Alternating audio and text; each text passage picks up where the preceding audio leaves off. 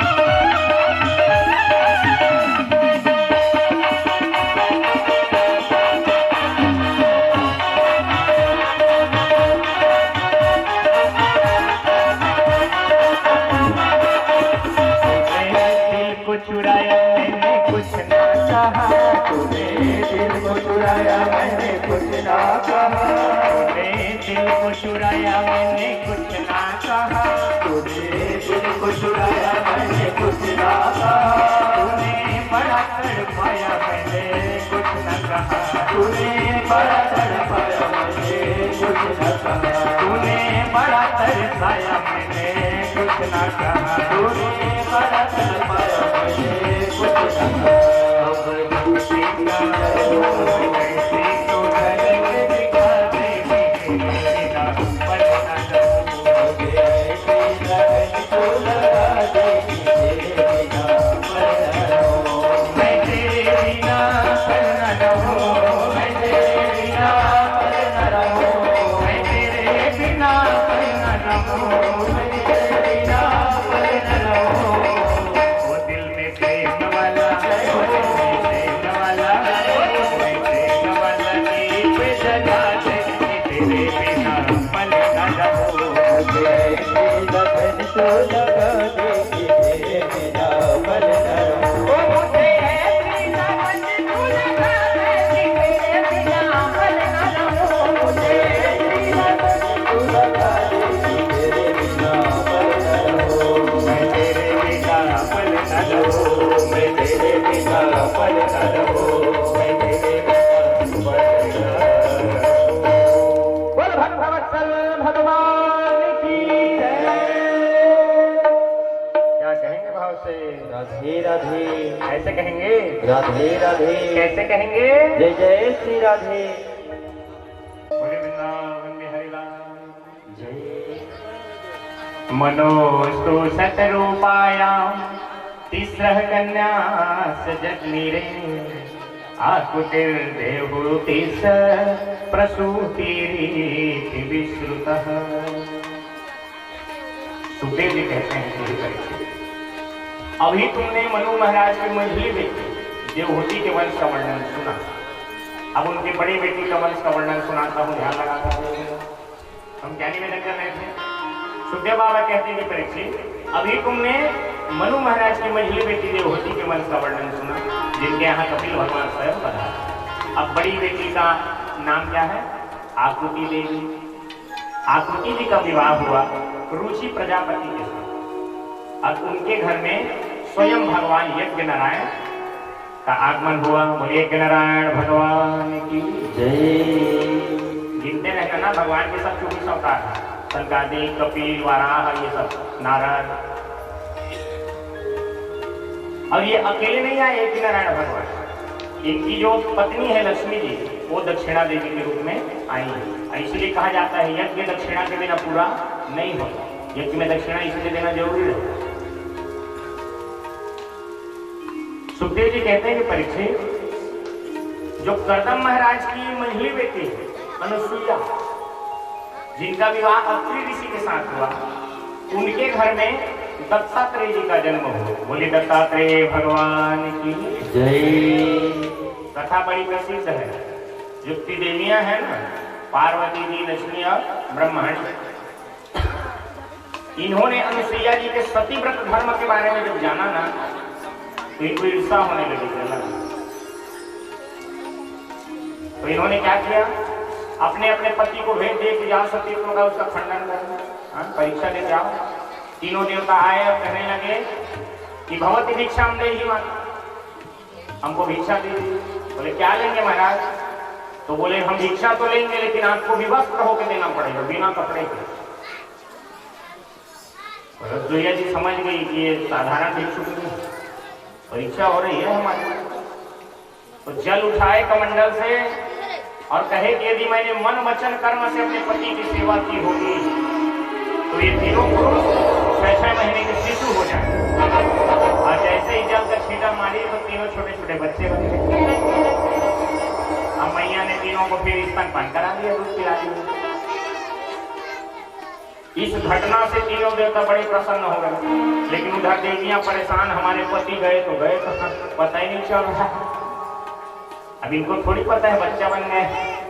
बाद में नारद जी ने बताया तो चरणों में आई अनुसुईया जी से माफी मांगी।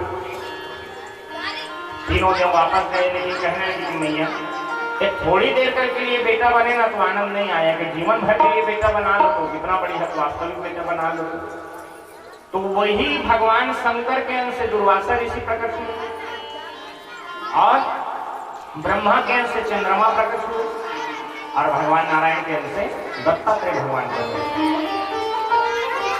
सोमो भूर ब्राह्मणो वंशे दत्तो विष्णु योगवित् दुर्वासा शंकरस्यांशो निबोधा गिरिशा प्रजा।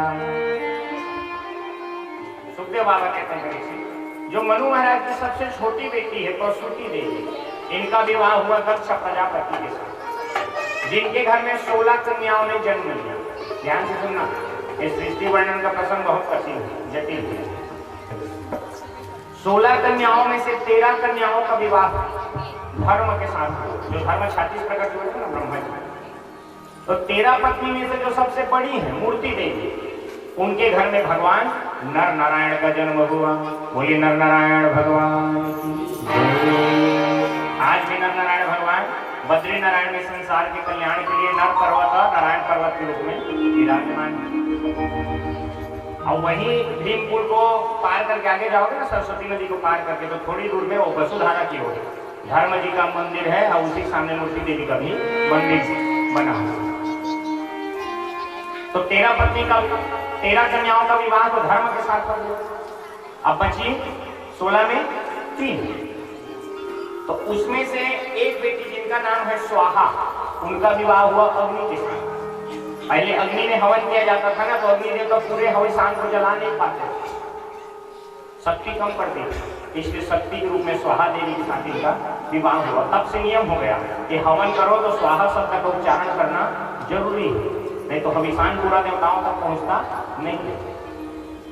जो 15वें नंबर की बेटी थी जिनका नाम था स्वधा, उनका विवाह हुआ पितरों के साथ, इसलिए पितरों को जब तब भी दिया जाता है पिंडदान, तो स्वधा शब्द का उच्चारण होता है।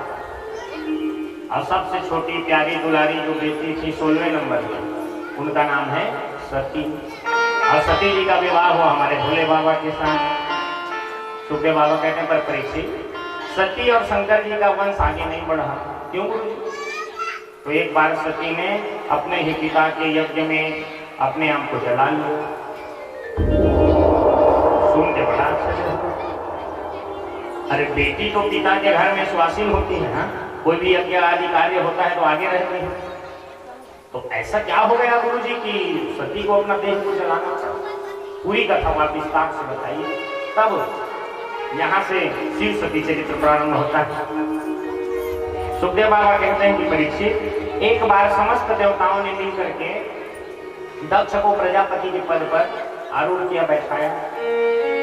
तो जहां आता है पद, तो पद के साथ आ जाता है मद। नहीं को वश जन्मा जगमाही, प्रभुता पाई जे ही मद नाही। बड़ अधिकार दक्ष जब पावा, अति अभिमान हृदय कह आवा। तो जब प्रजापति के पद पर इसको बैठाए ना, तो स्वागत समारोह हुआ। आजकल होता नहीं है, वो 5 सरपंच का चुनाव होता है, जीत जाते हैं तो विजय रैली निकालते हैं नेताजी वाले, तो वैसे स्वागत समारोह हुआ, स्वागत सभा। तो जानते हैं ना, नेता और अभिनेता लोगों का ये सोच रहता है कि जितने सभा में देवी से जाओ उतना ज्यादा सम्मान। तो ये नेताजी भी बाद में आए, तो सब देवता पहले से आके बैठ सकते दरबार में। तो भोलेनाथ को जो जानते हैं हम रमिया, देखे कि कौन समय नष्ट करे, बढ़िया चुपचाप आंख बंद करके भगवान का भजन करने लगे। उसी समय दक्ष प्रजापति आए, तो सब देवता उनके सम्मान में खड़ा हुए, भाई हम ही उनके बनाए सरपंच हैं।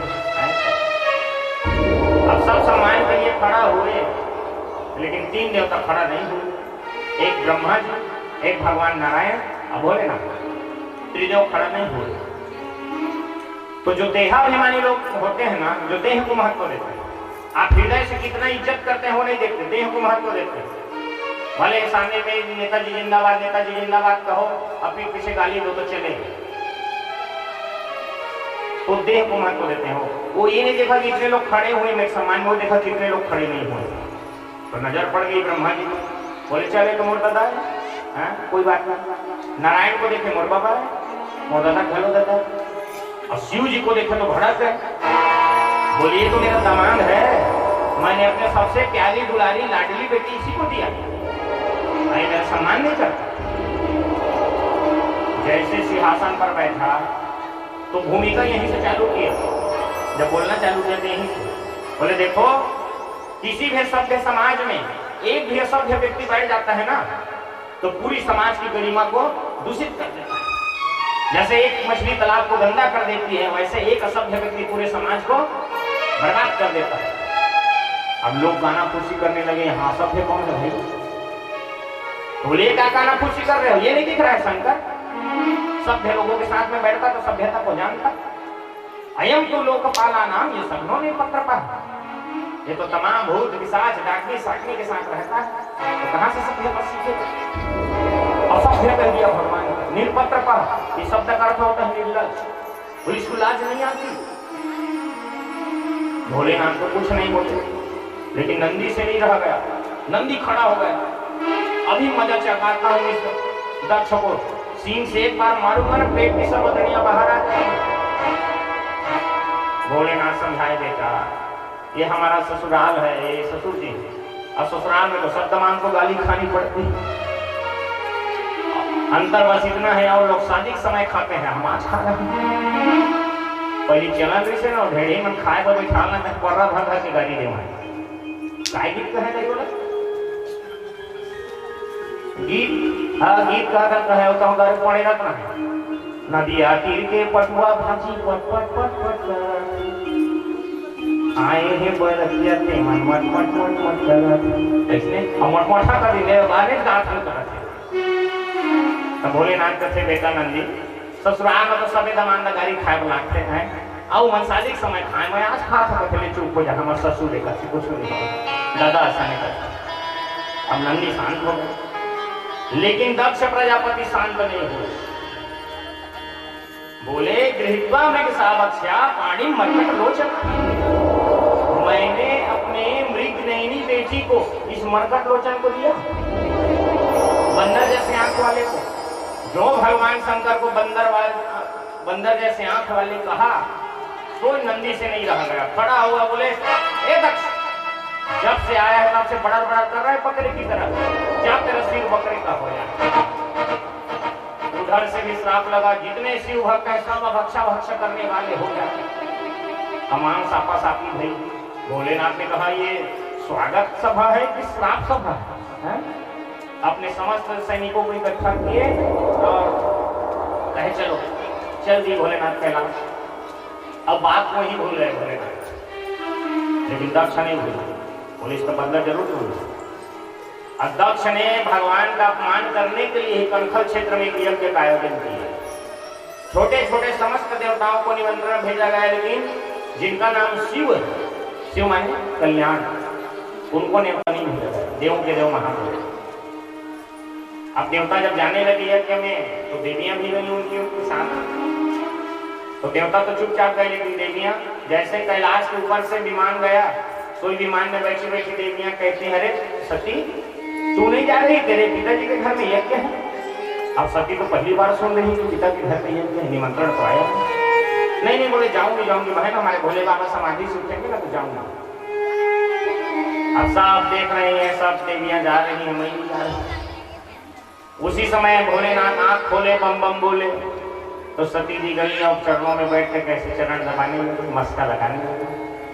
अब कहते हैं कि भोलेनाथ शब्द शैली देखिए, सती जी ये नहीं कहती कि मेरे पिताजी यज्ञ कर रहे हैं, क्या कहते हैं प्रजापतिस्ते ससुरस्य सांप्रताम निर्यापितो यज्ञ महोत्सवात् वयं च तत्राभिसराम वामते यद्दर्पितामिदोदाव्रजन्ति।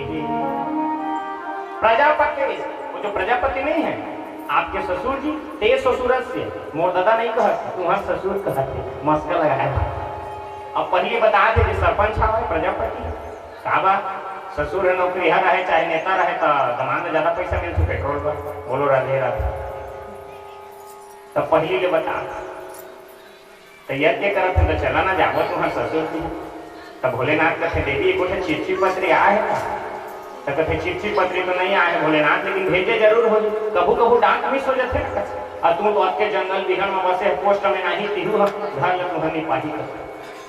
भोलेनाथ कहते देवी चिट्ठी भेजाए नहीं तो अभी कहाँ गए, का मतलब?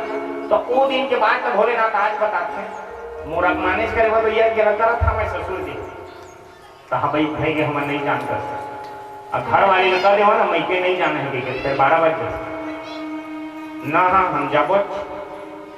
सती जी भी वैसी बोलती मैं तो जाऊंगी, मेरे पिता घर में कैसे नहीं जाऊंगी, मेरा मायका है। तो बोले देखो हमारे चलते हम नहीं जाएंगे तो आपका अपमान होगा, आप मत जाओ। भोलेनाथ समझाए कि जहां आपके जाने पर प्रसन्नता ना हो वहां नहीं जाना चाहिए। ऐसा लोग भी कहते हैं ना, आवत ही हर्षे नहीं नैनन नहीं सने हैं, और तुलसी कहाँ ना जाइए चाहे कंचन वर्षे में। आप किसी के घर में गए और प्रसन्नता नहीं हुई तो जाने का कोई अर्थ नहीं, इसलिए देवी आप मत जाइए। तो सती जी भी कोई कम पढ़ी लिखी थोड़ी है। अरे महाराज संत लोग ये भी तो कहते हैं कि रहीमन धागा प्रेम का मत तोड़ो चिपकाए, अब तोड़े से फिर ना जुड़े गांठ पड़ जाए। हाँ तो ऐसे प्रेम का संबंध तोड़ना भी तो नहीं चाहिए महाराज।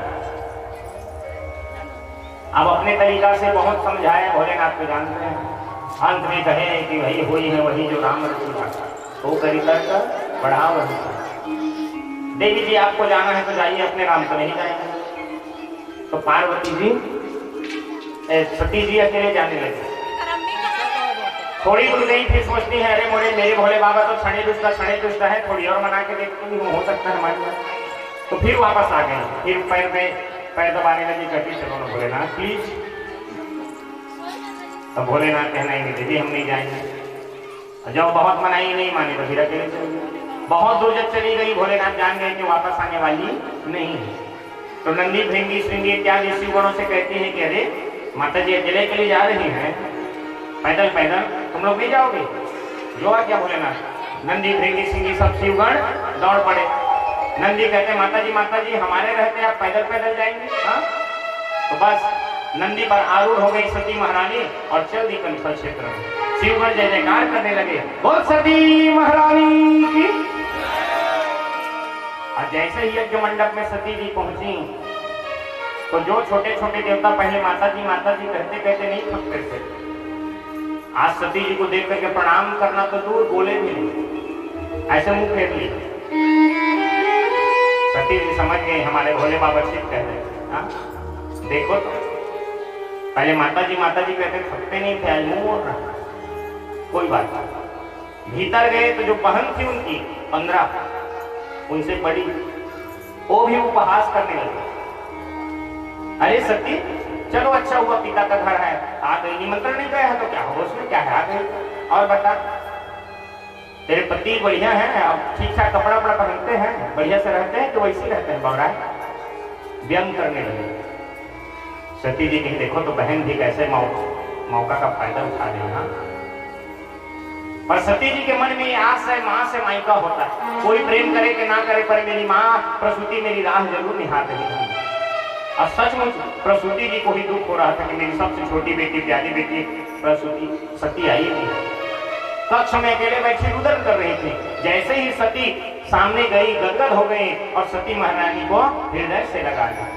सादर भले ही मिली माता, सादर भले ही मिली माता, सादर भले ही मिली माता, सादर भले ही मिली माता, भगनी मिली बहुत मुस्काता, भगनी मिली बहुत भगनी मिली बहुत मुस्काता, भगनी मिली बहुत मुस्काता। मैया ने जब प्रेम से हृदय से लगा लिया तो जितनी पीड़ा की अपमान का वो सब समाप्त। पिताजी को देखी, प्रणाम करने के लिए गई तो दक्ष ने मुंह फेर लिया। बोले कोई बात नहीं पिताजी। यज्ञ मंडप में जैसे ही सती महारानी आई तो क्या देखते हैं कि छोटे छोटे देवताओं का भी यज्ञ भाग है, लेकिन जो देवों के देव महादेव हैं उनके लिए कोई यज्ञ भाग नहीं। अरुद्र भागम तमवेक्ष चाध्वरम पित्रा च देवे पितृनम विभव अनादिता यज्ञ सदस्य धीश्वरी चुकोपलोकानी दक्षयति दूषा। जब देखें कि कल्याणकारी शिव के लिए यज्ञ भाग नहीं है तो सती महारानी तो साक्षात चंडिका रूप में आ गई। मन ऐसे कर रहा था कि अभी खड्ग निकालूं और इस दुष्ट दक्ष के गर्दन को उसके धड़ से अलग कर। लेकिन सती जी कहने सोचने लगी कि यदि मैंने ऐसा कर दिया तो संसार की बेटियां बदनाम हो जाएंगी। लोग कहेंगे कि बेटी भी पिता को मारने वाली होती है। संसार की बेटियों का मैं अपमान नहीं कराऊंगा, लेकिन जब तक ये शरीर रहेगा संसार मुझे दक्ष कुमारी के नाम से ही पुकारेगा, इसलिए मैं इस शरीर को नहीं रखूंगा। और योगाग्नि से सती जी ने अपने शरीर को जला दिया। शिवगढ़ों में जब सती जी को जलते देखा तब रोने लगे और गुस्सा में भर करके यज्ञ मंडप को विध्वंस कर। तो उस यज्ञ के आचार्य थे भृगु महाराज। उन्होंने रक्षोहण मंत्र का प्रयोग किया और देवी शक्ति को प्रकट कर दिया। देवी शक्तियां जो है शिवगढ़ों को मारने लगी। तो पूर्व समय के संवाददाता नारद जी महाराज पहुंच गए सीधा कैलाश। और संवाददाता लोगों को जानते हैं ना, खबर मसाला मिर्ची लगा करके छापते। जा करके कहने लगे कि भोलेनाथ जैसी हमारी हालत वैसी आपकी हालत। भवो भवानी निधनम प्रजापति सत्यताया ओगम में नारदा। क्या मतलब? बोले हम भी मेरी पत्नी के, आप भी मेरी पत्नी के हो। तो भोलेनाथ तो जानते थे। सती ने जिस शरीर से मेरी मां सीता का रूप धारण किया वो शरीर तो आने वाला था। उतना क्रोधित नहीं हुए भोलेनाथ। नारद जी कहे हम इतनी मसाला मिर्ची लगा के बोले फिर भी भोलेनाथ नहीं गुस्सा। तो बोले भोलेनाथ आपके शिवगणों की भी खूब पिटाई हो रही है, मत सोचो पत्नी नहीं रही तो शिवगण सेवा करेंगे, वो भी पता नहीं आएंगे कि नहीं आएंगे। इस बात को जब सुने भोलेनाथ तब तो पांडव रूप में आ गए। जटाटवी गलज्वल प्रवाह पावितस्थले लेव लंबे लंबे ताम भुजंग तुंग मालिका डमट डमट डमन्नी ना डमट डमरवयम चकार चक्र तांडवम तनो पुनः शिवम। एक जटा के बाल को उखाड़े और भूमि पर पटक दिए तो उसमें से पुरुष पैदा हो गया। भोलेनाथ कहते हैं भो वीरते भद्रम दक्षम संयज्ञम जय। बेटा वीरभद्र जा और दक्ष के यज्ञ को उसके सहित समाप्त कर। प्रचंड गर्जना करते हुए वीरभद्र यज्ञ मंडप में गया और जैसे यज्ञ मंडप में शिवगणों ने वीरभद्र को आते देखा तो उनके भी शरीर में बल आ गया। वीरभद्र पहुंचा तो शिवगण शिकायत करते हैं सबसे पहले भृगु को। बोले वीरभद्र भैया जब हमको मार पड़ रही थी ना तो यही भृगु महाराज अपने दाढ़ी में ऐसे हाथ फेर फेर करके हंस रहे। वीरभद्र ने ऐसा दाढ़ी को पकड़ा और एक झटका में पूरा दाढ़ी साफ क्लीन थी। एक पूसा नाम का देवता बोले भैया जब हमको मार पड़ रही थी ना तो पूसा नाम का देवता बत्तीसी दिखाली खा के हंस रहा था। पूसा के मुंह में वीरभद्र ने ऐसा घूसा मारा कि वो वेदांती हो गए, बिना दांत पूरा बत्तीस बाहर। एक भग नाम का देवता था बोले भैया ये जब हमको मार पड़ रही थी ना तो ऐसे आंखें मटका के चिढ़ा रहा था तो दोनों उंगली को भक्त के नेत्रों में डाल दी, दोनों बत्ती गुल। और जैसे ही दक्ष पर नजर पड़ी वीरभद्र की तो दौड़ करके गया और सीधा सिर को ऐसे पकड़ा जैसे कुम्हरा को ऐसे तोड़ते हैं हिला कर, वैसे सिर को हिलाया गर्दन से उखाड़ करके यज्ञ कुंड में स्वाहा। जितने भी देवता आए थे यज्ञ भाग लेने के लिए वीरभद्र कहता शिवगणों यज्ञ मंडप का द्वार बंद कर दो, एक भी देवता भाग ना पाए। जो यज्ञ भाग लेने आए हैं वो भाग लेके ही जाएंगे। शिवगणों ने पकड़ पकड़ करके तमाम देवताओं की पिटाई की, तमाम देवता खंडित। भागते भागते सीधा गए ब्रह्मा जी के पास। ब्रह्मा जी के पास जाकर के शिकायत कर दिए ब्रह्मा जी बड़ा गड़बड़ हो गया, देखिए ना शिवगणों ने कैसे पिटाई कर। तो ब्रह्मा जी ने खूब डांटा। ब्रह्मा जी ने कहा कि भाई जिस यज्ञ में हम तीनों देवता नहीं गए थे, न मैं ब्रह्मा गया था, न भगवान नारायण, न शिव, निमंत्रण तो हमारे पास भी आया था लेकिन भोलेनाथ को निमंत्रित नहीं किया इसलिए हम नहीं गए। हम तीनों अलग खुद, हम तो तीनों एक थे। हम लोग कहते हैं ना ओम अक्षर के मध्य ये तीनों एक। इस बार गलती को माफ कर दो। बोले बिना विचारे जो करे सो पाछे पछताए, काम बिगाड़ो आपनो जग में हो फंसाए।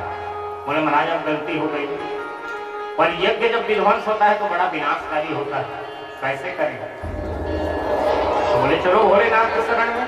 भोलेनाथ तो छड़े रुष्ट और छड़े तुष्ट है, तुष्टा रुष्टा छड़े छड़े, उनको मनाएंगे तो मान जाएंगे। और सभी देवता मिलकर के आज भोलेनाथ के चरणों में आए हैं, अब भोलेनाथ से प्रार्थना कर रहे हैं। देव देव महादेव, देव देव जगत्पते, त्राहि मां शरणागतम्, प्रपन्नां तमो शिव। बोले उमापति महादेव की जय। बड़ा है दयालु भोलेनाथ डमरू वाला, बड़ा है दयालु भोलेनाथ डमरू वाला, बड़ा है दयालु भोलेनाथ डमरू वाला, बड़ा है दयालु भोलेनाथ डमरू वाला। जिनके गले में बिछे धरे काला, नीले कंठ वाला, भोलेनाथ डमरू वाला, बड़ा है दयालु भोलेनाथ डमरू वाला, बड़ा है दयालु भोलेनाथ डमरू वाला, बड़ा है दयालु भोलेनाथ डमरू वाला। जिनके गले में बिछे धरे काला, नीले कंठ वाला, भोलेनाथ डमरू वाला, बड़ा है दयालु भोलेनाथ डमरू वाला। बोले उमापति महादेव की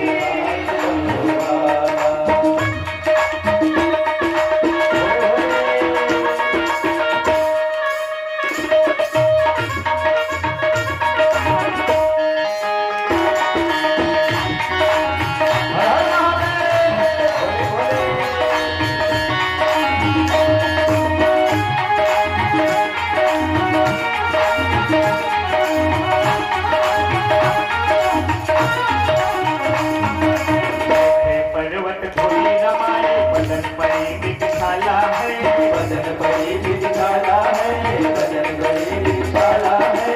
कालों के महाकाल सदाशिव, जिनका रूप निराला है, जिनका रूप निराला है, जिनका रूप निराला है। उनकी गोदी में गजानन लाला, उन्हीं में कंठ वाला, भोलेनाथ डमरू वाला, बड़ा है दयालु भोलेनाथ डमरू वाला। बोले बोले बोले बोले बोले बोले बम बम, बोले बोले बोले बोले बम बम, बोले बोले बोले बोले बोले बोले बम बम, बोले बोले बोले बोले बम बम।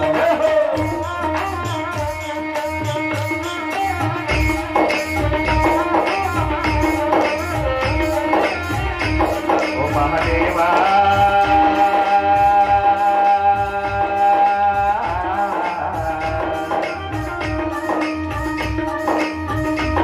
महादेवा, तेरा डमरू डम डम डम डम कहता जाए रे। ओम नमः शिवाय शंभु, ओम नमः शिवाय शंभु, ओम नमः शिवाय शंभु, ओम नमः शिवाय।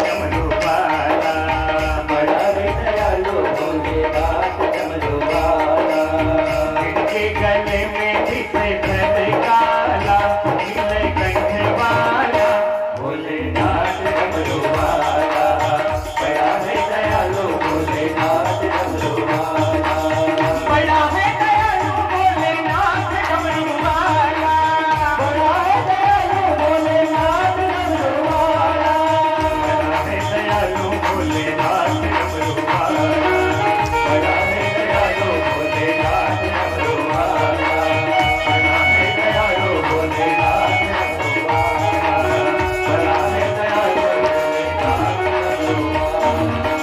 बोलो गणपति महादेव की जय। सभी देवताओं ने मिलकर के भोलेनाथ का प्रार्थना किया। तो भोलेनाथ को छड़े दूसरा तो हो देवताओं क्यों आया। तो सबसे पहले शिकायत करी भृगु महाराज। बोले देखो ना भोले बाबा, आपके बेटा वीरभद्र ने मेरी पूरी दाढ़ी उखाड़ ली। अब मेरी आदत है जब तक अपने दाढ़ी को ऐसे छूता नहीं हूं तब तक मेरे मुंह से वेद मंत्र निकलता नहीं है।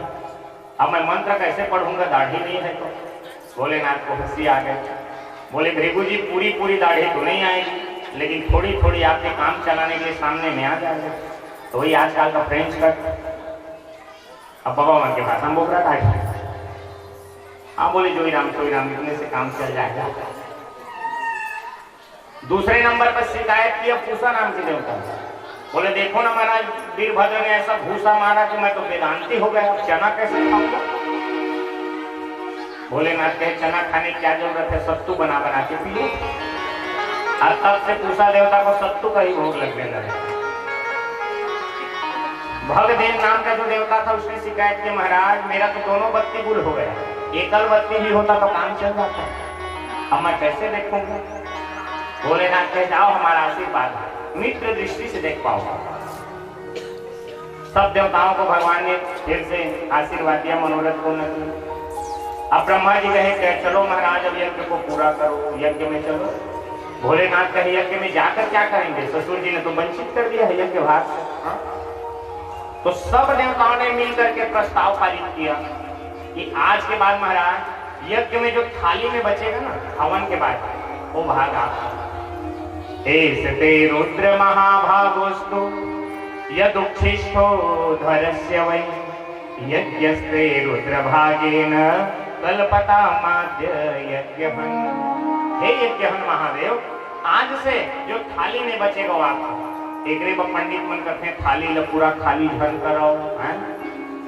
अब हवन करते करते जो गिर जाता है ना यज्ञ मंडल देवी के नीचे में, वो दीमक का भाग होता है। उसकी कथा देवी भागवत में आती है, तब यह अवसर मैंने सुनाएंगे।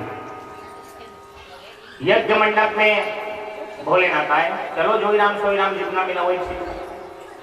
तो बुलाओ जजमान। तो कहाँ का जजमान, जजमान का धड़ है और सिर तो स्वाहा हो गया। तो बकरे के सिर को काट करके मृत संजीवनी विद्या के द्वारा जोड़ा गया। लोग के मां को पकड़ी और जबरदस्ती घसीट के उतार दी। बोले तू इस गोदी में बैठने लायक नहीं है, यदि इस गोदी में बैठना चाहता है ना तो जा भगवान नारायण की तपस्या करना, और जब भगवान प्रसन्न हो जाए तो उनसे कहना कि इस बार मुझे सुरुचि माता के गर्भ से जन्म दो। बताओ कितना बड़ा अभिमान है भाई। जो भगवान का दर्शन कर लेगा वो फिर गर्भ में आएगा। पर सुरुचि वैसी कहती नन्हे से ध्रुव को बड़ा पीड़ा हो, जैसे हमारे सर पर तड़पता है ना फुफकारता है, वैसे गुस्सा से भर करके ध्रुव जी सुनीति मैया के पास आए रोते हैं फुफकारते हैं। और धन्य है सुनीति मैया, एक भी अपशब्द नहीं कही सुरुचि के विषय में। क्यों? क्योंकि सुनीति मैया धर्म को जानने वाली है, जानती है कि बच्चों का जो मनोमस्तिष्क होता है वो कच्चे घड़े के समान होता है। जब कुम्हार घड़े को बनाता है ना, आकार देता है, तो चाहे तो उसको सुराही बना दे, चाहे तो मटका बना दे, चाहे तो चिलम बना दे। कुम्हार के ऊपर निर्भर करता है क्या बनाएगा। सुराही बनाएगा तो सुराही भी शीतल रहता है, उसके पानी को पीने वाला भी ठंडा रहता है। और चाहे तो चिलम बना दे तो पीने वाला का भी मुंह जलता है, चिलम भी जलता है। बोलो राधे राधे। और तो कुम्हार के ऊपर निर्भर करता है। तो ऐसे ही माँ जो है गुरु है। पहली गुरु कौन है बच्चों का? माँ। संस्कार की पाठशाला जो होते हैं उसकी पहली गुरु माँ होती है, मातृदेवो भव। तो गुरु का काम क्या है? कबीरदास जी ने एक बड़ा सुंदर दोहा कहा है, अपनी कबीर मानिए। गुरु कुम्हार शिशु कुंभ है, गढ़ गढ़ काटे होठ, अंतर हाथ सहाय दे, बाहर मारे चोट। गुरु का यही काम है। भीतर से सहाय देता है हाथ और ऊपर से चोट मारता है, इसके जीवन में निखार आए, संस्कार आए। सुनीति कहती है बेटा सच ही तो कही है तेरी छोटी माँ, तू मुझे हमेशा पिता का पता पूछता था, मैं तुझे पिता का पता नहीं बता पाई, लेकिन धन्य है तेरी छोटी माँ जिसने तुझे परम पिता का पता बता दिया। हाँ बेटा ध्रुव, संसार के पिता के गोद में बैठेगा तो एक दिन उतर जाएगा, संसार के पिता के गोद में बैठेगा तो एक दिन उतर जाएगा, अब परम पिता के गोद में बैठ गया बेटा तो उतर जाएगा। ध्रुव इसलिए जा परम पिता को पाने के लिए तपस्या कर। तपसाराध्य पुरुषम सेवानुग्रहेण में, बेटा जा मेरा आशीर्वाद है, तुझे भगवान जरूर मिलेगा। अब प्यारे जिसके सिर पर माता पिता का आशीर्वाद हो, गुरु का आशीर्वाद हो, उसे भगवान निश्चित मिलते हैं, भले देर मिले लेकिन मिलेंगे जरूर। मन में दृढ़ संकल्प लेकर के ध्रुव जी महाराज आगे बढ़े। तो कहते हैं ना चाह है तो राह है, सामने से उनको नारद जी आते दिख गए। तो बचपन से संस्कार था, दंडवत प्रणाम किए नारद जी। देखो प्रणाम करने से ना प्यारे परिणाम बदल जाता है। प्रणाम करने से 4 चीज की प्राप्ति होती है, आयु विद्या यशो बलम, 4 चीज मिलता है। मार्कंडेय जी महाराज के बारे में सुने हैं आपने? मार्कंडेय महाराज अल्पायु थे, केवल उनके 5 साल की आयु, लेकिन बचपन से ही प्रणाम करने का ऐसा अभ्यास था, जहां मंदिर देखे, साधु महात्मा देखे, अपने से बड़े देखे, दंडवत प्रणाम कर देते। जब इनकी आयु समाप्त हो गई उसी समय ये शिव मंदिर में गए थे प्रणाम करने, लेने के लिए यम के दूत आए तो उनके काले कलर के स्वरूप को देख करके डर गए और शिवलिंग को ऐसे आलिंगन कर लिए, पकड़ लिए, बचाओ भोलेनाथ। तो भोलेनाथ त्रिशूल लेके प्रकट ले हो गए अपने विजय त्रिशूल को लेकर, खबरदार इसको हाथ लगाए तो यम के दूत कहते हैं महाराज इसकी आयु समाप्त हो गई। बोले हम कुछ नहीं जानते, इसको नहीं ले जा सकते, इसको नहीं मार सकते। बोले संविधान का नियम बदल जाएगा। तो महादेव कहते हैं संविधान के नियम में संशोधन करो, इसकी 5 साल की आयु है ना। बोले हाँ तो हमारा वाला 5 साल दे दो। अब महादेव का 5 साल कितना होता है ना, अष्टम स्कंद में कैलकुलेटर लेके आना बताऊंगा। तो पहले 7 चिरंजीव थे, अश्वत्थामा बलिर्व्यासो हनुमान विभीषण कृपः परशुरामस्य सप्तैते चिरजीविनः अष्टमो मार्कंडेय। 7 थे वो 8 हो गए। कहने का अर्थ क्या है, प्रणाम करने से परिणाम बदल जाता है। जो काम ना भी होता हो ना वो प्रणाम करने से बन जाता है। इन्होंने नारद जी को प्रणाम किया, नारद जी गदगद हो गए। पूछे बेटा कहाँ जा रहे हो? तो बोले जा रहा हूं भगवान को प्राप्त करने के लिए। तो देखो पहले के संत ना जल्दी से चेला नहीं बनाते थे, आजकल जैसे थोड़ी। आजकल तो माइक में मंत्र दे रहे हैं, फलाना मंत्र लोगे तो इतना 1000 लगेगा, फलाना मंत्र लोगे तो इतना 1000 लगेगा। अब कान गुरु, मैं तो गुरु, और 6 महीना देना कर देंगे शुरू। बोलो राधे राधे। तो सोच लो, लोभी गुरु लालची चेला, होए नरक में ठेलम ठेला। जैसना गुरु लोभी उसके चेलाओं में रखे आजकल के। चेला सुनदारी गुरु बाबा तो मर गए, तो मने मन कहते बढ़ेंगे भलो भयो गुरु चल बसो, चेलन पड़ गई चैन। 6 महीना में आत रहे धोती रुपया ले, 6 महीना में आ जाए धोती रुपया ले। और पहले ऐसे नहीं था। वो कहावत सुने है ना, पानी पियो छान के गुरु बनाओ जान के।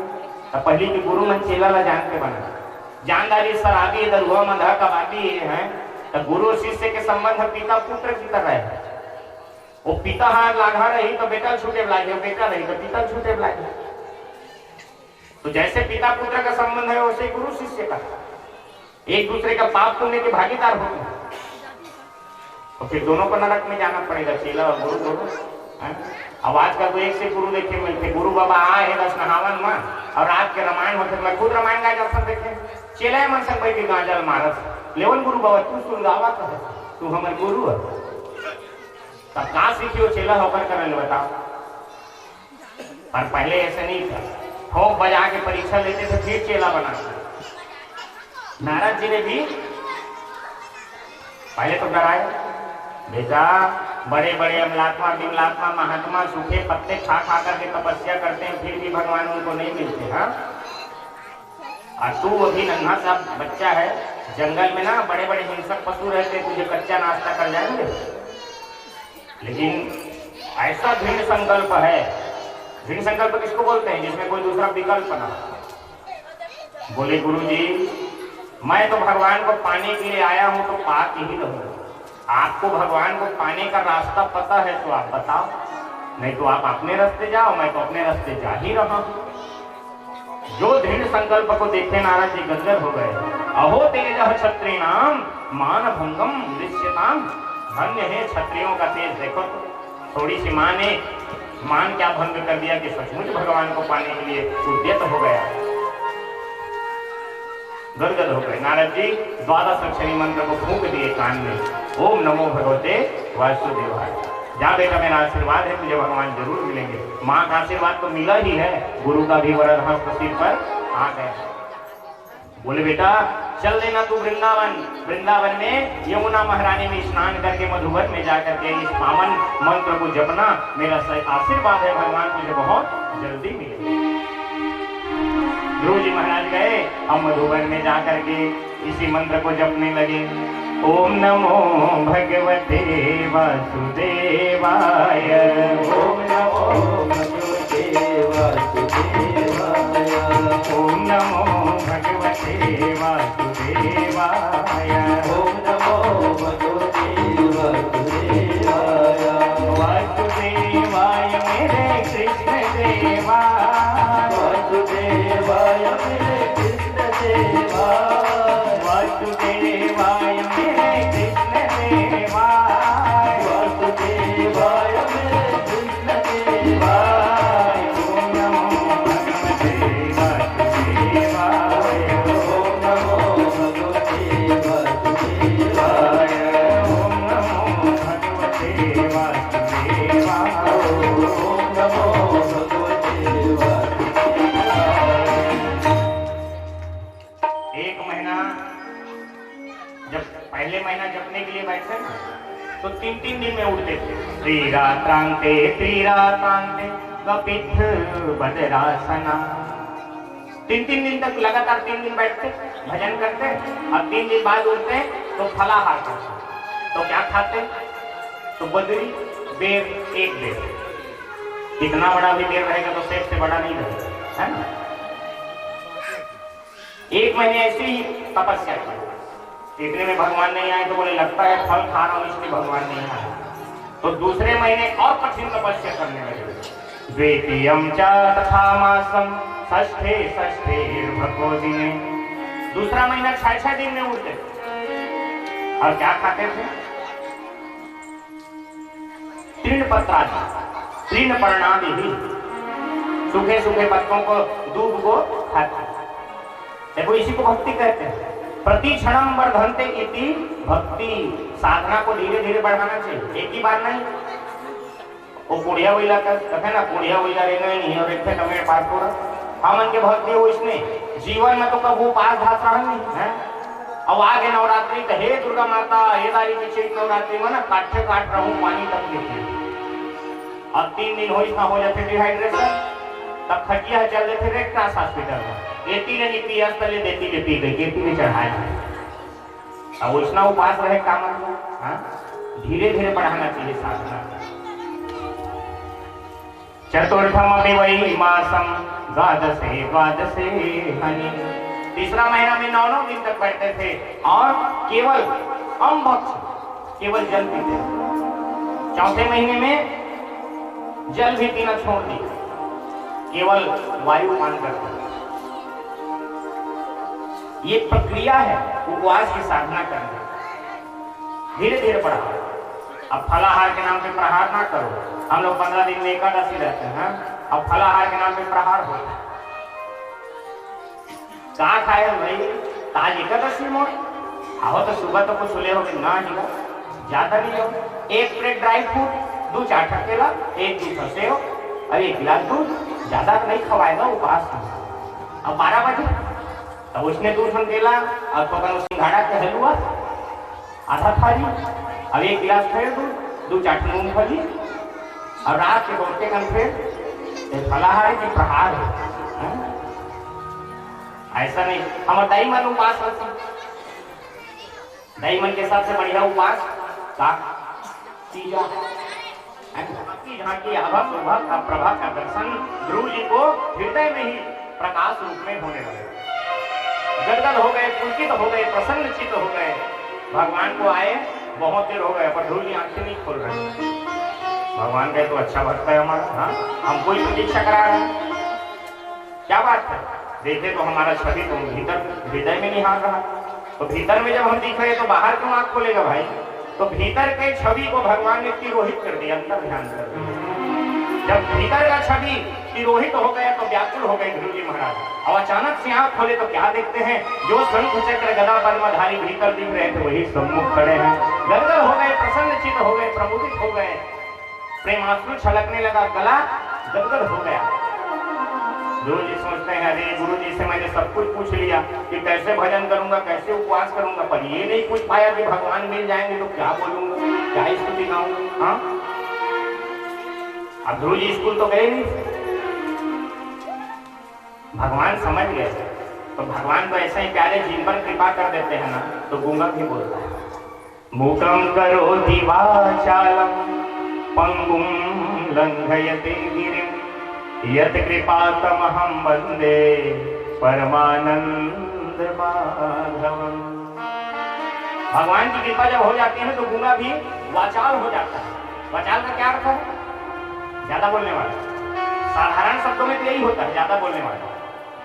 लेकिन यहाँ पर वो शब्द नहीं है, वाचाल का अर्थ ज्यादा बोलने वाला नहीं। यहाँ वाचाल शब्द का अर्थ बनता है, संत विद्वान लोग कहते हैं कि वाचाम अलंकृतम करोति इति वाचालः। भगवान आवाज में ऐसा अलंकार पैदा कर देते हैं कि कौवा भी भगवान की कथा को सुनाता है तो बड़े बड़े पक्षी के राजा गरुड़ भी बैठ करके सुनते हैं। भगवान ऐसा कंठ में अलंकृत कर देते हैं, कंठ को सुशोभित कर देते हैं कि कोई भी भगवान को कथा को बोले तो प्यारा ही लगता है। ये भगवान की कृपा है। भगवान ने अपना शंख ध्रुव के कपोल में छुआ दिया और जैसे ही कपोल से स्पर्श हुआ ध्रुव को समस्त विद्याएं जो है प्रस्फुटित हो गई। ध्रुव ने विचार किया कि गुरु जी ने 12 अक्षर का मंत्र दिया है, 12 अक्षरी, तो 12 श्लोक में ही भगवान की मैं स्तुति गाऊंगा। अब दिव्य स्तुति गाए हैं, बड़ा दिव्य स्तुति। भागवत की ना एक एक श्लोक इतना दिव्य है कि सबको संगीत में गाया जा सकता है। हमारे गुरुजन विद्वजन तो एक एक श्लोक को गाते हैं। अब हम लोग अभी ट्रेनिंग में हैं, ट्रेनिंग पीरियड में, तो 2-4 को ही गा पाते हैं। तो आपको मैं ध्रुव स्तुति 1-2 गा के सुनाता हूँ। योऽन्तः प्रविश्य मम वाचमिमां प्रसूताम्।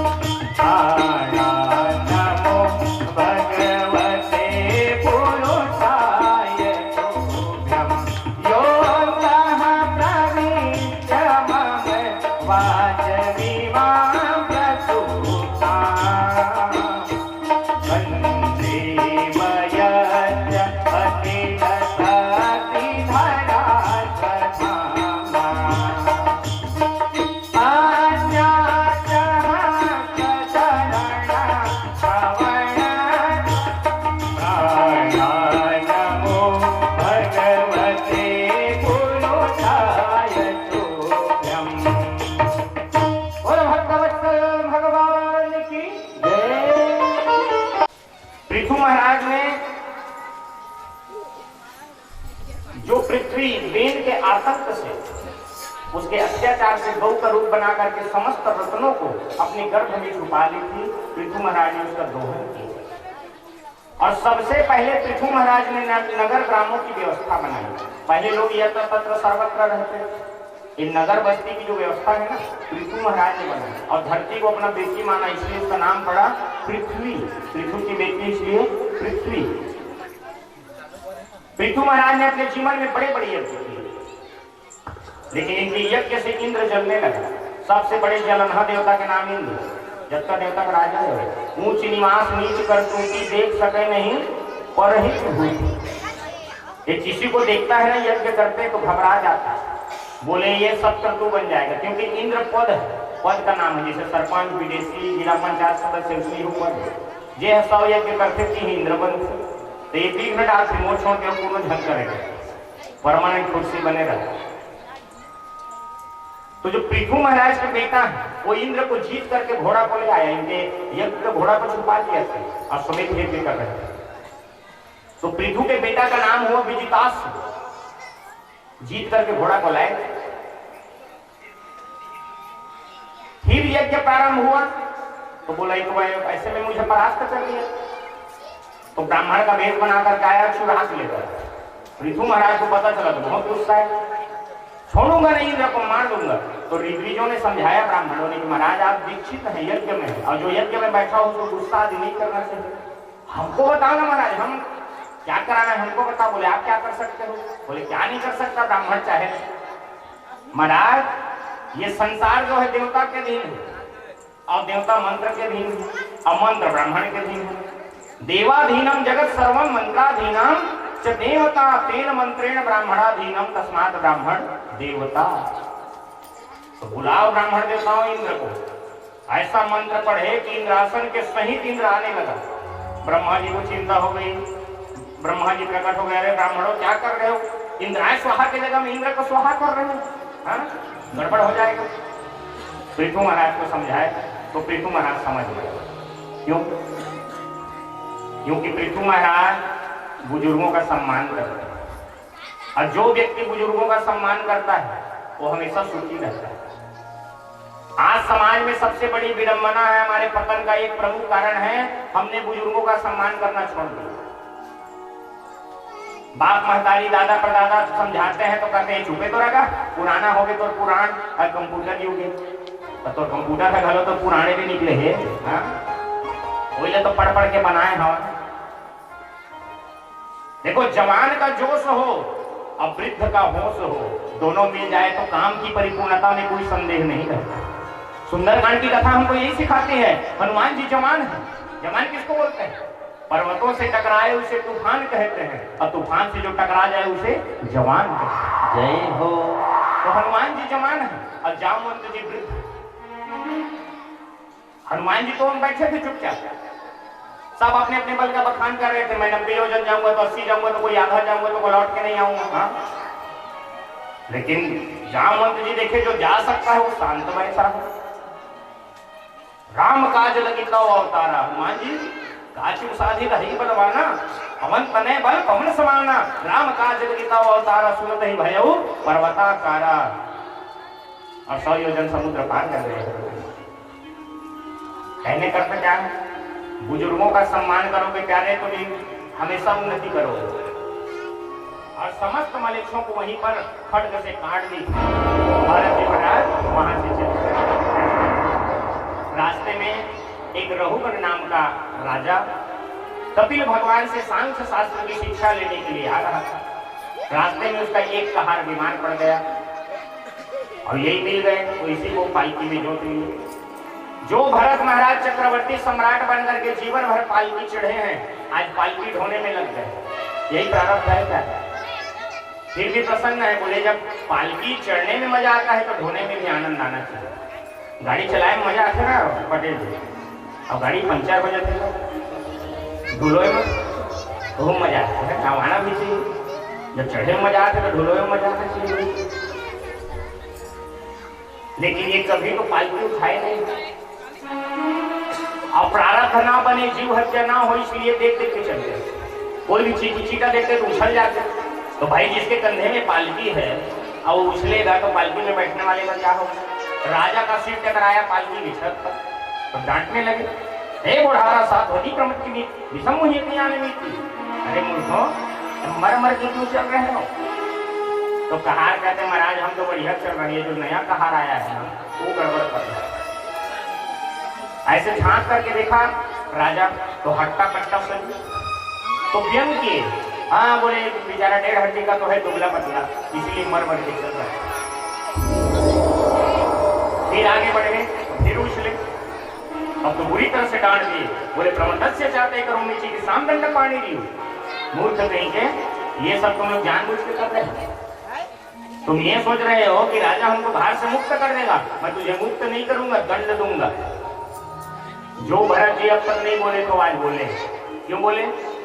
देखो संत बिना मतलब के नहीं बोलते, और जब बोलते हैं ना तो मन का सीधा ताला खोलते हैं, पहले तौलते हैं फिर बोलते हैं। अब तक नहीं बोले थे, अब क्यों बोले? 2 कारण इसलिए बोले। पहला कारण तो ये है कि जो रघुगण है वो बढ़िया प्रेमी है, लेकिन क्योंकि इसका रजोगुण है, राजा है, इसलिए थोड़ा सा अहंकार है। ये रजो अहंकार ये इसका दूर हो जाएगा ना, रजोगुण के कारण जो अहंकार है, तो ये बढ़िया भगवान का भक्त बन सकता है। तो साधुओं का काम तो है भक्त बनाना।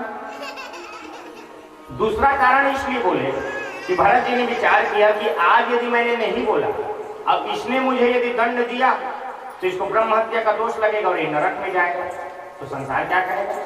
अरे जिसका भार भरत जैसे संत ने उठाया वो भी नरक में चला गया, तो सत्संग की महिमा घट जाएगी। इसलिए बोले, अब ऐसा बोले कि रघुवर के मन का ताला खोले।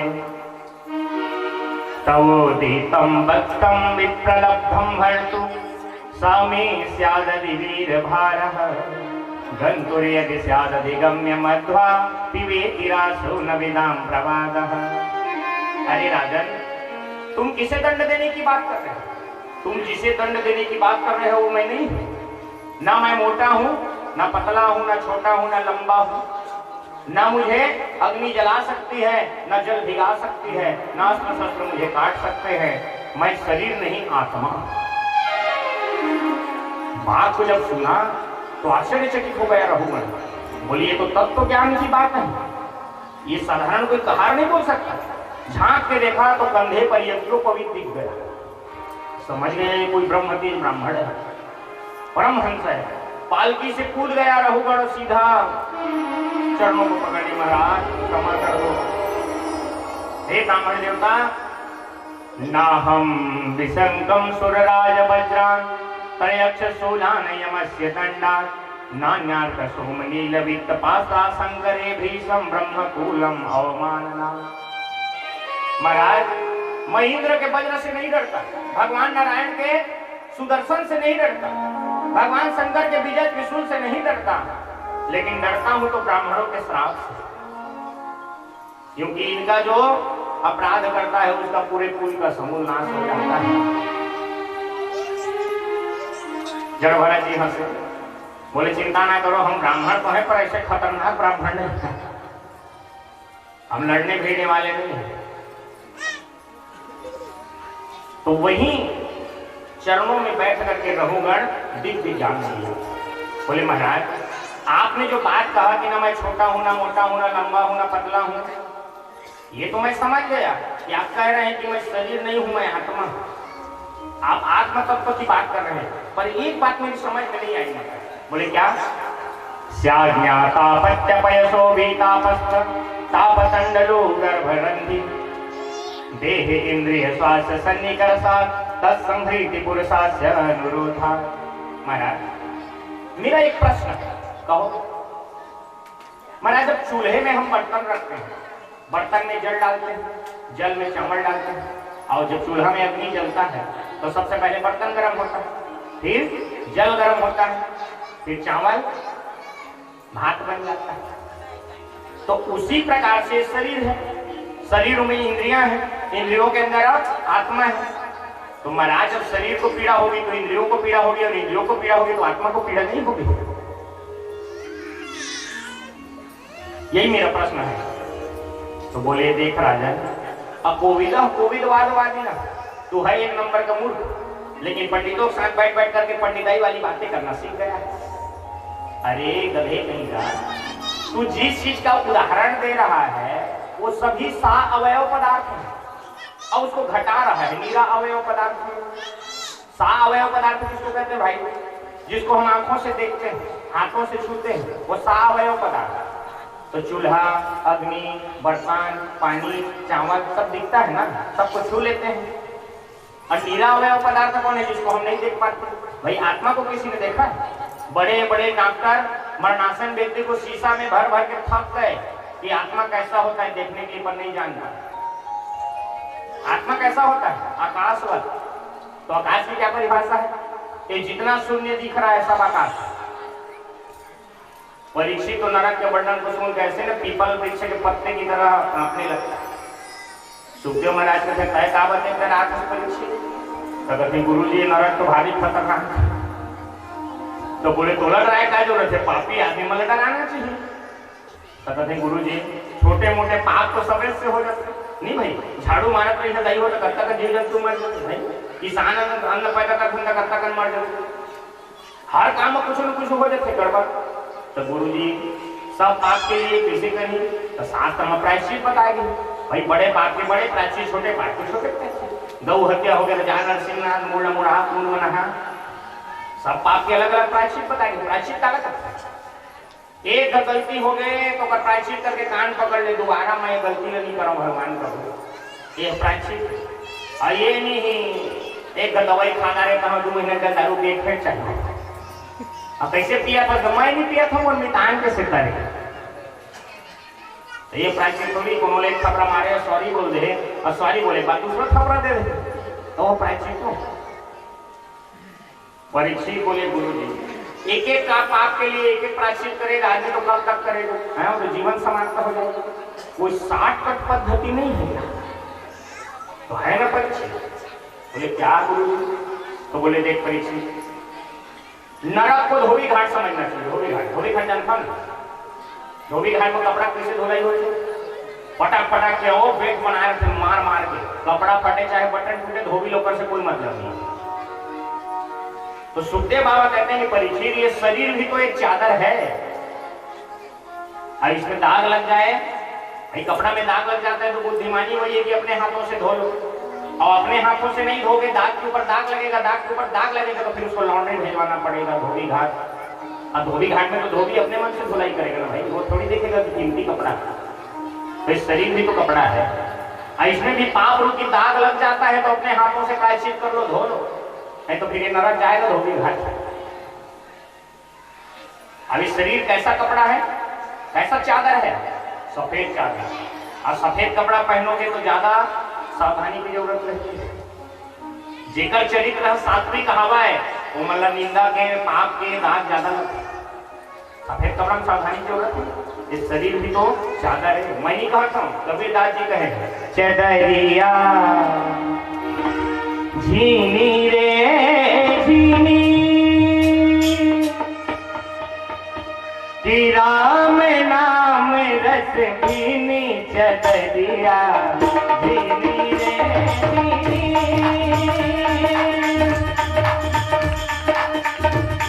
कि राम नाम रस भीनी चदरिया झीनी रे झीनी।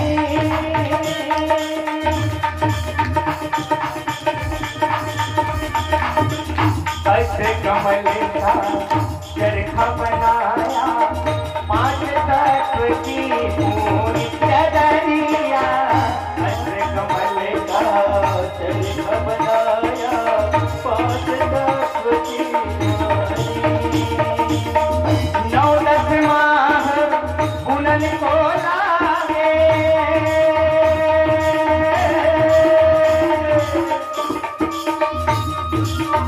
9-10 माह बुनन को लागे मूरख मैनी कीनी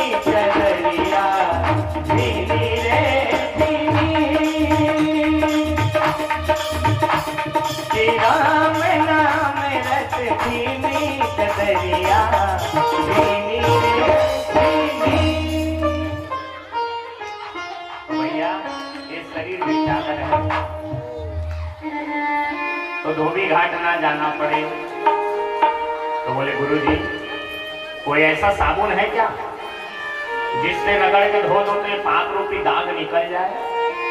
सुखदेव बाबा कहते हैं है ना परीक्षित, बहुत सुंदर साबुन है।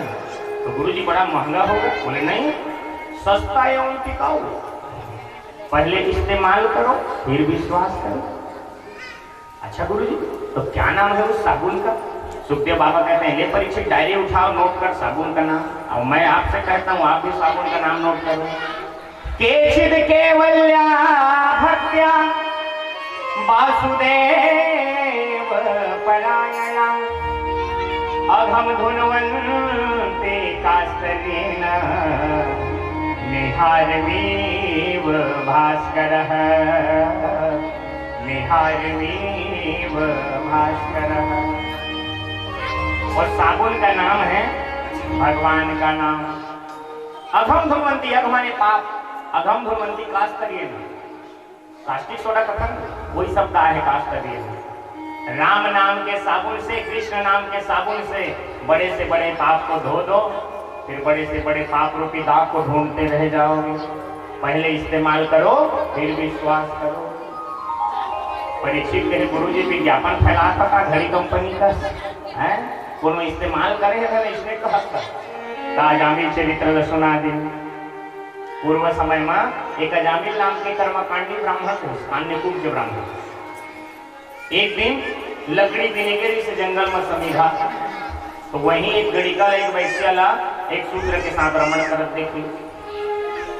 और गड़िका बहुत सुंदर तो रूप में आकर्षित हो। देखो सबसे ज्यादा हमारे इंद्रियों में संभालने की जरूरत है ना तो आंखों को, क्योंकि पाप यहीं से समाता है। तीन का कोई भरोसा नहीं है भैया, दृष्टि, वृष्टि और दृष्टि। बोलो राधे राधे।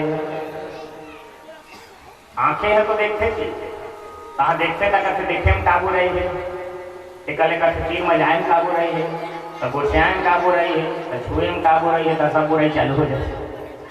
के नाम को आप चाहे कैसे भी हो, सांकेत्यम परिहास्यम वा स्तोभम हेलनमेव वा वैकुंठ नाम ग्रहणम शेषा अघरम विधो। सांकेत्यम इशारे से, हंसी मजाक में, गिर गए तो मुंह से निकल गया हाय राम, तो भी वही पुण्य मिलेगा। तभी तो गोस्वामी जी ने लिखा जी भाय को भाय अनख आलस हूँ,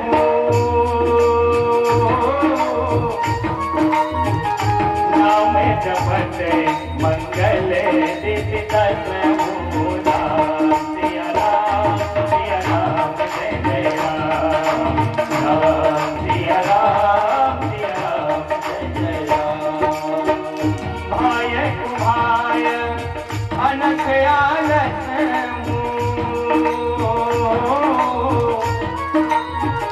नाम जपत मंगल दित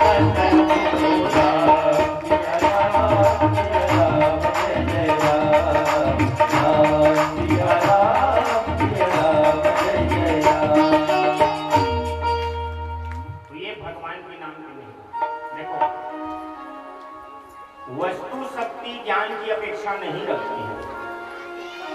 आप अग्नि को चाहे जानबूझ के छुओ चाहे अनजाने में छुओ, उसका काम है जलाना।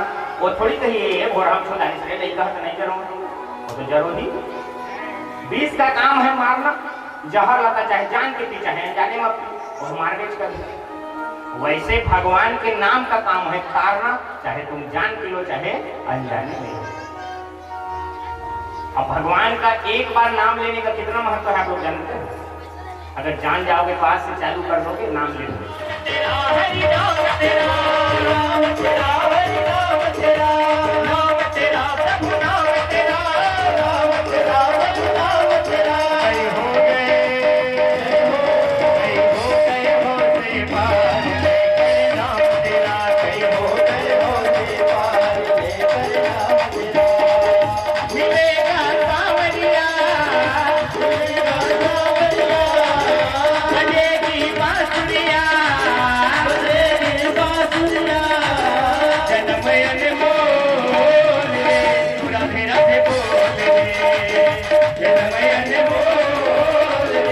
राधे राधे बोल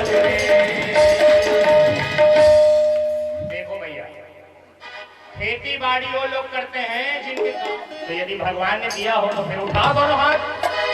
मिलेगा सावरिया, मिलेगा सावरिया, बजेगी बांसुरिया, बजेगी बांसुरिया, जन्म अनमोल रे, राधे राधे बोल रे, जन्म अनमोल रे, राधे राधे बोल रे, रामन बोल रे, राधे राधे बोल रे, रामन बोल रे, राधे राधे बोल रे।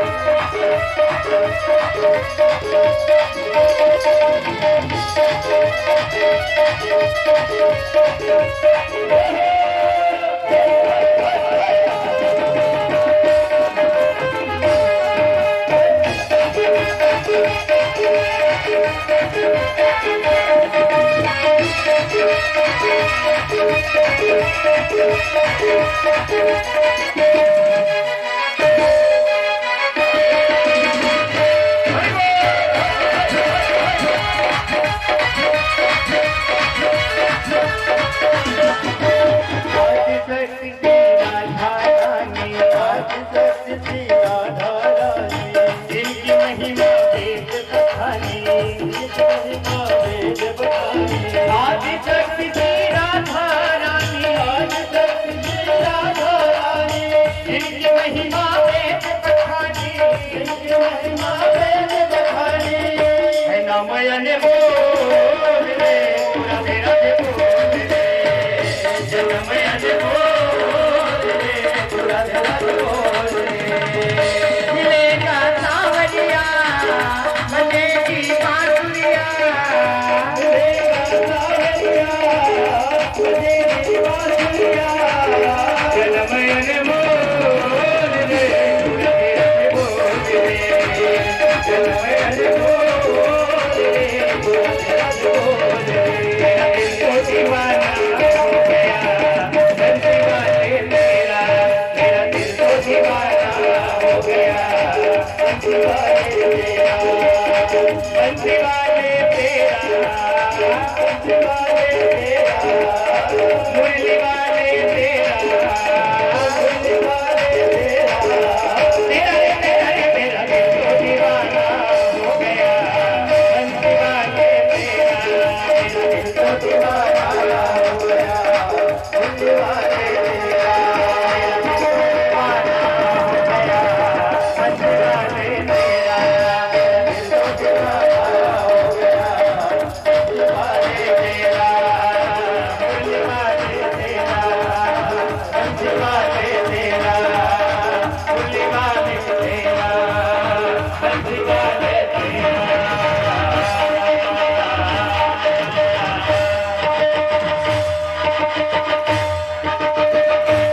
क्या कहेंगे प्यार से?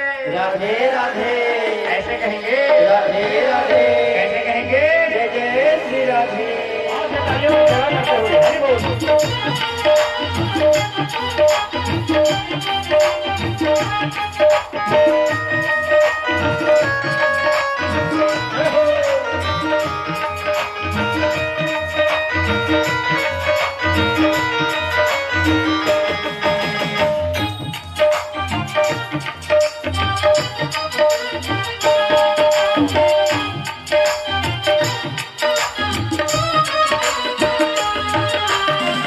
बाके बिहारी तेरी आरती गाओ, बाके बिहारी तेरी आरती गाओ, बाके बिहारी तेरी आरती गाओ, बाके बिहारी तेरी आरती गाओ, आरती गाऊं प्यारे आपको लिखाऊं, आरती गाऊं प्यारे आपको बनाऊं, बाके बिहारी तेरी आरती गाऊं, बाके बिहारी तेरी आरती गाऊं।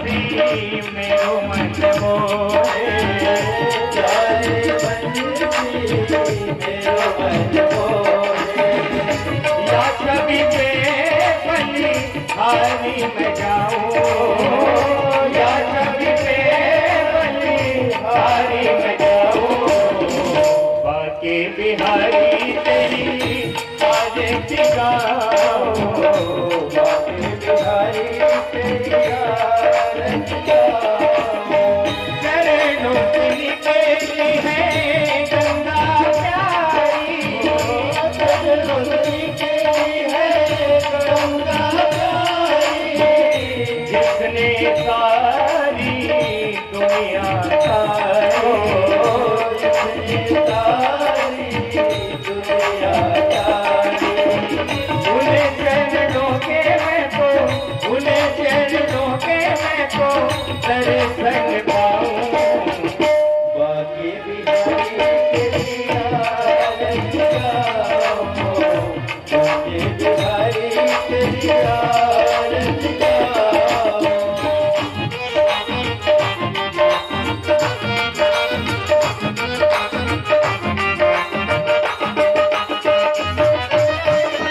दास अनाथ के नाथ आप हो,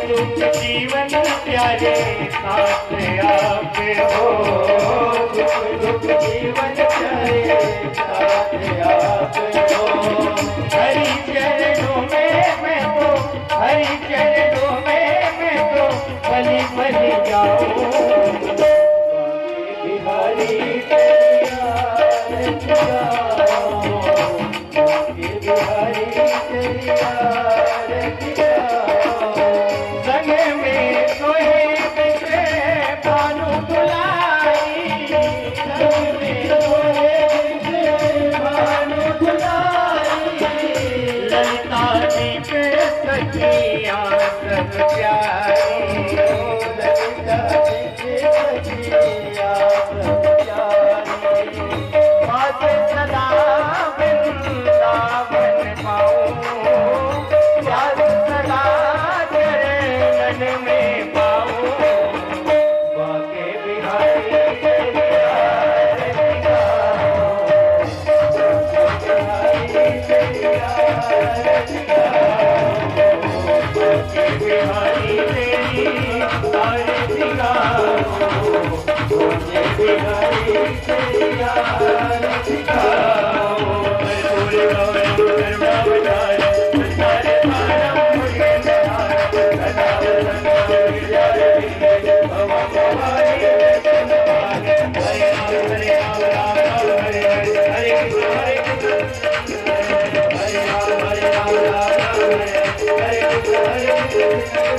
हरे राम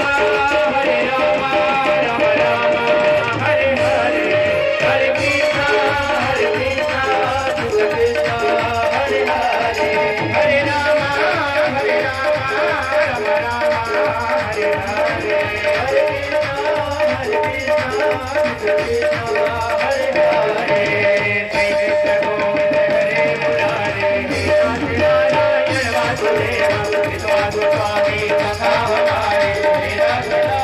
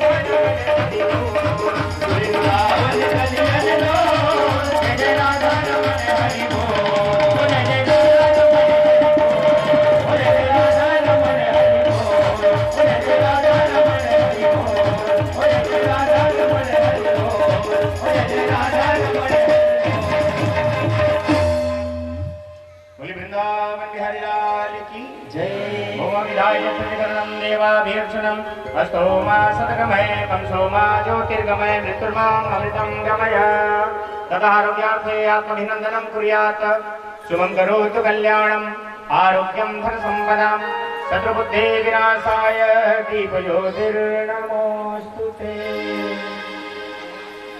आइए भगवान की मंगलमय मंत्र पुष्पांजलि करें। क्षमा प्रार्थना। कृष्णाय वासुदेवाय हरे परमात्मने प्रणतक्लेशनाशाय गोविंदाय नमो नमः। सब कुछ दीना आपने भेंट करूं क्या नाम। नमस्कार की भेंट लो जोड़ो दोनों हाथ जोड़ विनती करूं धरु चरण में सी। ज्ञान भक्ति हमें दीजियो परम पिता जगदीश। हे पद्मनाभ सुपद्मलोचन स्वयं पद्मयुक्त हो। इस युगल छवि का नित्य दर्शन यूं करे भवमुक्त हो। ना जानो आवाज जन्म विसर्जन मंत्र पूजा विधि क्रिया करके क्षमा निज भक्ति दोहे। कृष्ण हे कृष्ण प्रिया करके क्षमा निज भक्ति दोहे। कृष्ण हे कृष्ण प्रिया करके क्षमा निज भक्ति दोहे। विष्णु हे विष्णु प्रिया तुम हो गगन के चंद्रमा प्रमुख मैं धरा की धूल हूँ। तुम हो प्रणय के देवता प्रभु मैं समर्पित फूल हूँ। तुम हो महासागर की धारा मैं किनारे की लहर। तुम हो पूजा मैं पुजारी तुम क्षमा मैं भूल हूँ। प्रभु तुम क्षमा मैं भूल हूँ। प्रभु तुम क्षमा मैं भूल हूँ। नाना सुगंधि पुष्पाणि यथा कालोद्भवानि च पुष्पाञ्जलिर्मया दत्त गृहाण परमेश्वर गृहाण जगदीश्वर गृहाण सुरेश्वर। श्री राधा कृष्ण करुणा पुराण पुरुषोत्तमाय नमः। प्रार्थनापूर्वं कोटि नमस्कारं सहिताय मंत्र पुष्पांजलिं समर्पयामि। बड़े भाव से जयकारा लगाएंगे। बोलिए भागवत भगवान की जय। राधा कृष्ण भगवान की जय। सियावर रामचंद्र की जय। हनुमान जी महाराज की जय। ग्राम देवी देवताओं की जय। शाकंभरी माता की जय। पितृ देवताओं की जय। सूर्य भगवान की जय। पृथ्वी माता की जय। गौ माता की जय। गंगा मैया की जय। नर्मदा मैया की जय। कृष्ण कन्हैया की जय। माता पिता की जय। गुरु गोविंद की जय। सत्य सनातन धर्म की जय। भारतीय संस्कृति की जय। धर्म की जय हो। अधर्म का नाश हो। प्राणियों में सद्भावना हो। विश्व का कल्याण हो। ओम नमः पार्वती पते हर हर महादेव। जय जय श्री राम जय जय श्री राम जय जय श्री राम। बोल श्याम दरबार की जय। तो आज की कथा यही विश्राम। सभी को जय सिया राम। जय श्री राम।